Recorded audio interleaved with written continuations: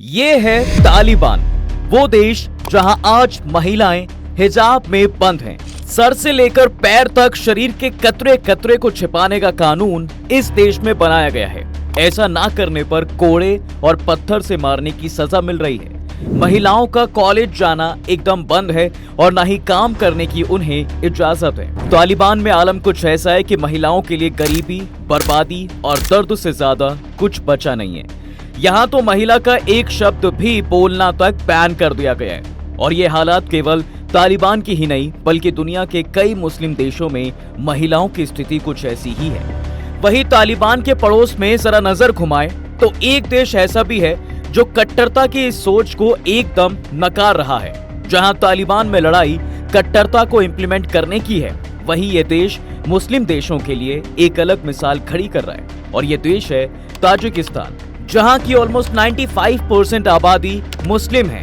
देश के अमीर से लेकर गरीब तबके तक सब लोग यहाँ एक ही रिलीजियस बिलीफ को मानते हैं, एक ही फेस्टिवल को मानते हैं और एक ही ट्रेडिशन को फॉलो करते हैं। तो फिर अचानक इस देश में ऐसा क्या हुआ कि ये अपने सभी रिलीजियस बिलीफ को साइड करके मॉडर्नाइजेशन की तरफ जा रहा है? आखिर कौन सा एनलाइनमेंट ताजिकिस्तान में आया कि इस देश की पूरी आइडियोलॉजी ही बदल रही है? क्या ताजिकिस्तान का ये बदलाव मुस्लिम वर्ल्ड के लिए एक सीख बनने वाली है, या ये सब कुछ केवल एक दिखावा है जो जल्द बदल सकता है? चलिए जानते हैं।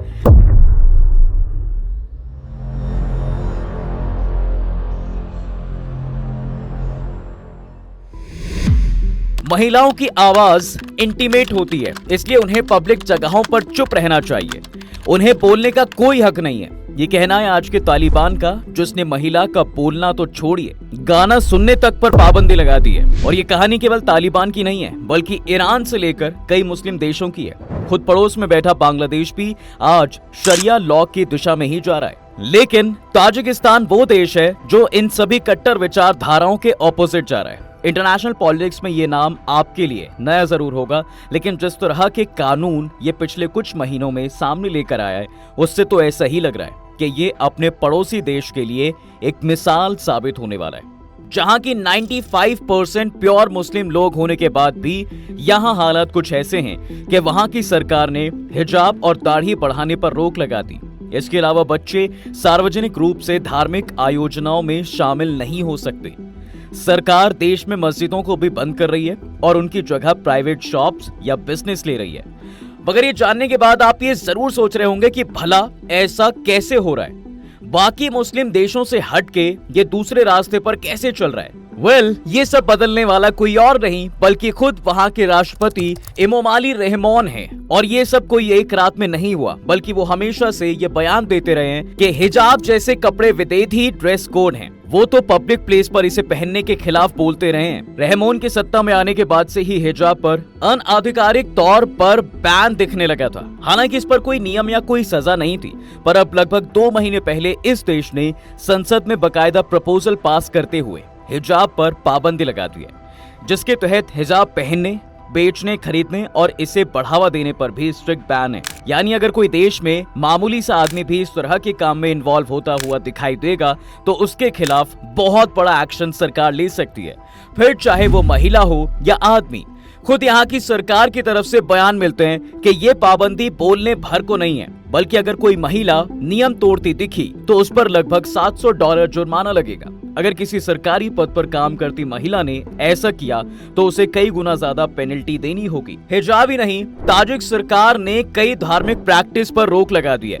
लेकिन कमाल की बात यह है साहब कि सबसे ज्यादा चौंकाने वाला फैसला मस्जिदों को लेकर है। दरअसल कई रिपोर्ट्स दावा करती हैं कि एक रिपोर्ट की माने तो ताजिकिस्तान की सरकार ने बीते कुछ सालों के भीतर 2000 से भी ज्यादा मस्जिदें बंद कर दी हैं। उन्हें कैफे, सिनेमा घर, फैक्ट्री या सोशल वर्क सेंटरों में बदल दिया गया। इसका मकसद धार्मिक प्रैक्टिस को कट्टरता से दायरे से बाहर लाना बताया गया है। और राष्ट्रपति इमोमाली रहमोन ने ये कोई एक रात में नहीं किया, बल्कि पहले उन्होंने मस्जिदों को नोटिस जारी किया जिनके पास रजिस्ट्रेशन नहीं था। इसके बाद अनाधिकृत धार्मिक जगहों को सरकार ने अपने कब्जे में ले लिया। अब ये सब जानने के बाद एक सवाल तो आपके जहन में भी आ रहा होगा कि ये सब आखिर सरकार क्यों कर रही है? ताजिकिस्तान में आखिर ऐसा क्या बदला है कि ये बाकी मुस्लिम देशों के बिल्कुल विपरीत चल रहा है?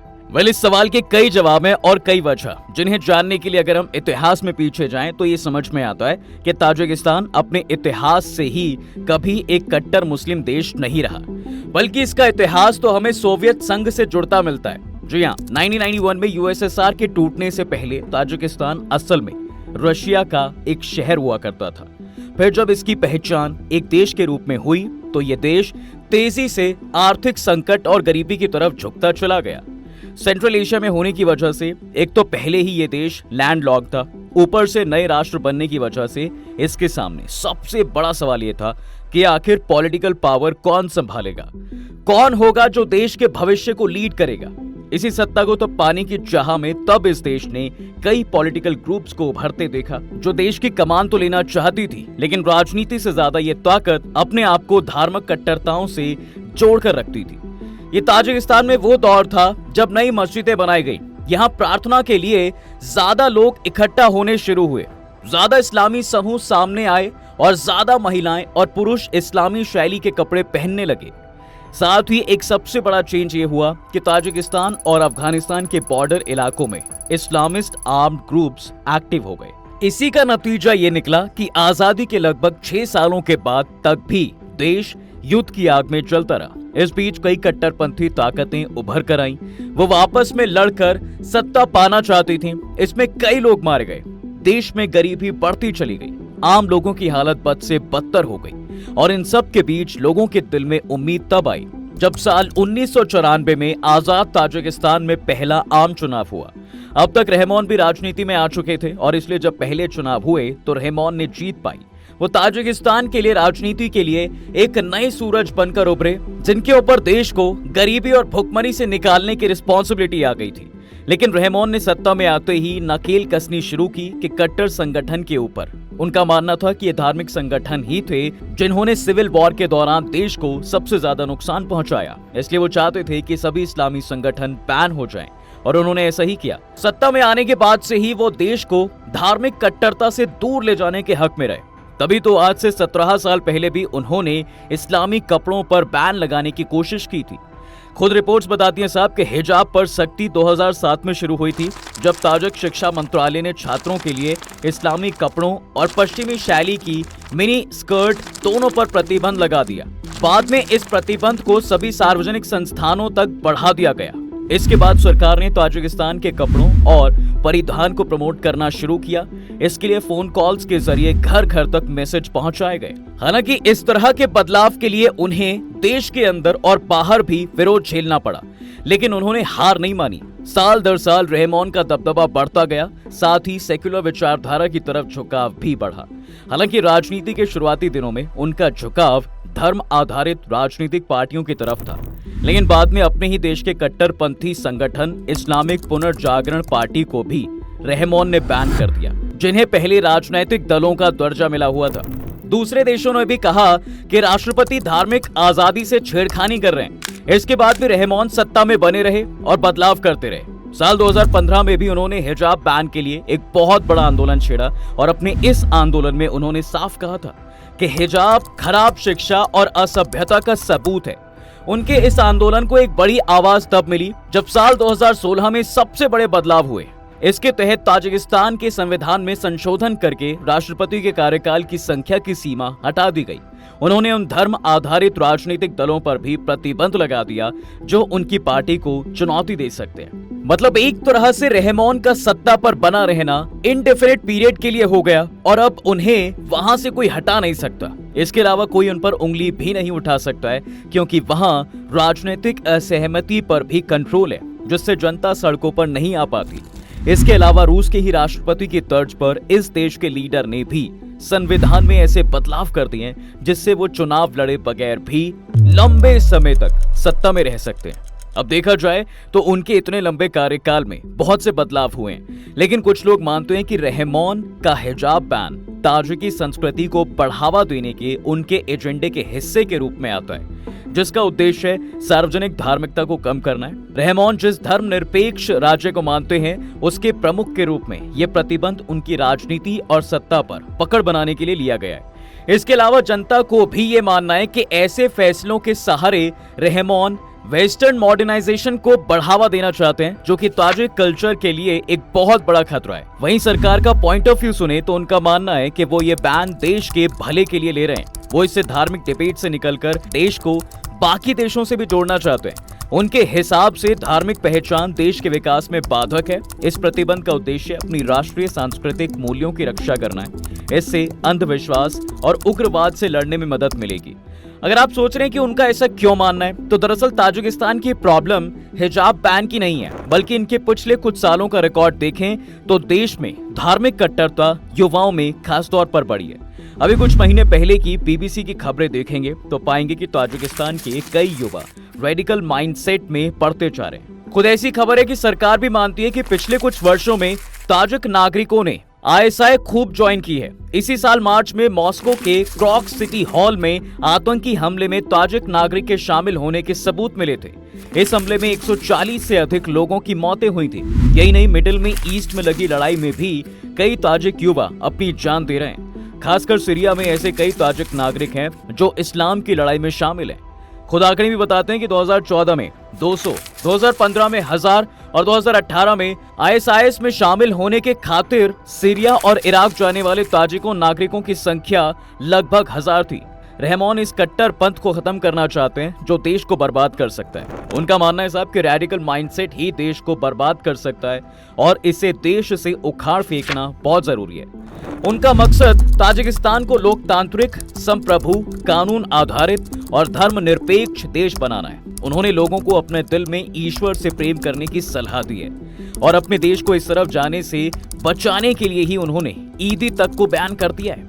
इसके अलावा ताजिकिस्तान में लड़कों की दाढ़ी तक रखने की इजाजत नहीं है और इसके अलावा ताजिकिस्तान में अगर माता पिता ने अपने बच्चे को धार्मिक शिक्षा हासिल करने विदेश भेजा तो उन्हें दंडित किया जाता है। वहीं 18 वर्ष से कम उम्र के बच्चे बिना अनुमति के मस्जिदों में नहीं जा सकते। यहाँ ईद उल फित्र और ईद उल अजहा पर बच्चों के उत्सवों पर भी प्रतिबंध लगा है।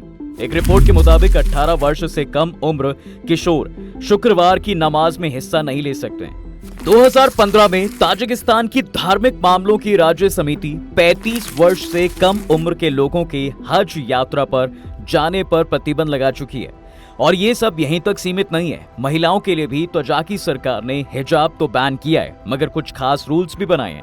इसमें सबसे पहला तो ये है कि साल 2018 से ही उनके लिए एक गाइडेड हैंडबुक छापी गई है। ये 376 पेज की एक हैंडबुक है। इसका टाइटल है guide book of recommended outfit in Tajikistan. इसमें महिलाओं के कपड़ों की लंबाई से लेकर उनके रंग, रूप, आकार जैसी चीजों की डिटेल है। और मजे की बात तो यह है कि इस हैंडबुक में अंतिम संस्कार के दौरान ब्लैक ड्रेस पहनने पर रोक लगाई गई है। सुझाव दिया गया है कि फ्यूनरल में ब्लू रंग के कपड़े और सफेद स्कार्फ ही पहने जाएं। अब इतना सब जानने के बाद आपको ये भी बता देते हैं कि महिलाओं की आखिर स्थिति कैसी है ताजिकिस्तान में। देखिए, नो डाउट धार्मिक चरमपंथ पर कड़ाई के बाद से महिलाओं की राजनीतिक, सामाजिक स्थिति सुधरी है। उन्हें पॉलिटिक्स और प्रशासन में जगह मिली है, लेकिन इससे उनकी निजी स्थिति में खास फर्क नहीं आया है। यूनिसेफ की साल 2022 की स्टडी कहती है साहब कि देश की 40% से ज्यादा महिलाएं घरेलू हिंसा का शिकार होती रहती हैं। इसके अलावा भले ही रहमान डेमोक्रेसी और धर्मनिरपेक्षता की बात कर रहे हैं, लेकिन महिलाओं से उनके पसंद के कपड़े पहनने के हक को छीन लेना और उन पर एक रूल बुक थोपना भी कट्टरता को ही दिखाता है। एक आजाद देश ऐसा कभी नहीं हो सकता जहां महिलाओं को सरकार के हिसाब से जीना, पहनना और खाना पड़े। इस पर आपकी क्या राय है, हमें कमेंट सेक्शन में जरूर बताएं। वीडियो अगर अच्छी लगी हो तो इसे लाइक कर दें, साथ ही चैनल को भी सब्सक्राइब जरूर करें।